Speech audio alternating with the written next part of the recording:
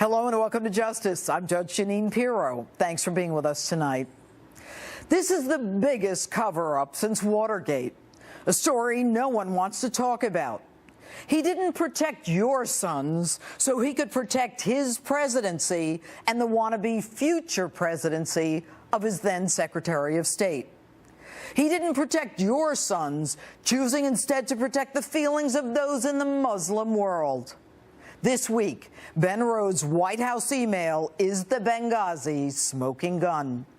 Susan Rice was prepped to say the so-called protests were rooted in an internet video so as not to show a broader failure of policy. Now, we've impeached a president for lying about sex with an intern. A president has resigned in the face of certain impeachment for covering up a burglary. Why wouldn't we impeach this president for not protecting and defending Americans in the bloodbath known as Benghazi? Fact: an ambassador is sent to an insecure facility that doesn't comply with minimum standards in a designated danger zone. The CIA warns of numerous al-Qaeda training camps in Benghazi. Our ambassador sends repeated emails and emergency cables for more security. Fact: it was the anniversary of 9/11. Whistleblower Greg Hicks calls Washington to advise that Ambassador Stevens said that he and the Benghazi consulate were under attack. General Carter Ham tells Washington that our consulate is under siege and our ambassador may be a hostage. Fact: everyone in Washington knew what was going on based on the drones, the satellites, the audio, the real-time phone calls. They attacked with heavy artillery and rocket-propelled grenades.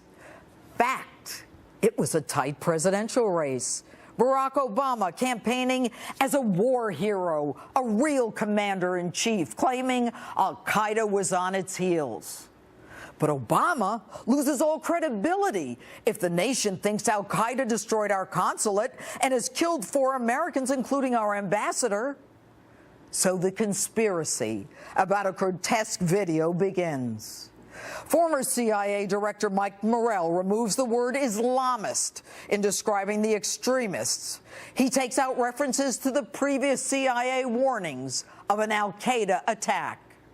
Fact: the Joint Chiefs and Defense Secretaries say troops couldn't get there in time to save our men on the ground. There was not enough time, given the speed of the attack, for armed military assets to respond. The fiction begins. It wasn't al-Qaeda. It was an anti-Muslim American-made video.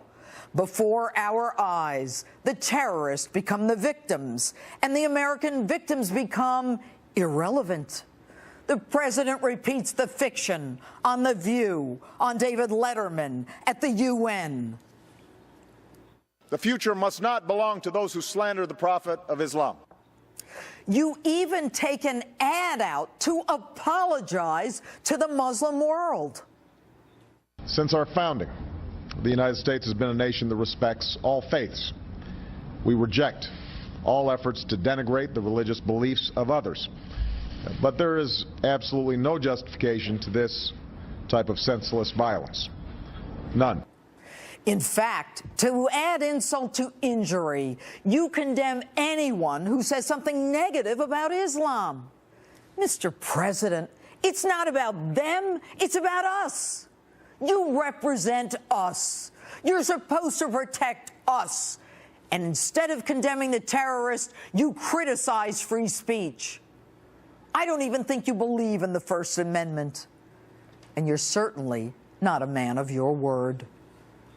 There should be no doubt that we will be relentless in tracking down the killers and bringing them to justice. Really? May 2014, and you still haven't brought anyone to justice. And the absurdity of your claim that spontaneous demonstrators actually brought rocket-propelled grenades to protest a video is belied by your own words yesterday. The notion that this is some spontaneous uprising in eastern Ukraine is belied by all the evidence of well-organized, trained, armed militias with the capacity to shoot down helicopters. Generally, local protesters don't possess that capacity of surface-to-air missiles or whatever weapons were used to shoot down helicopters.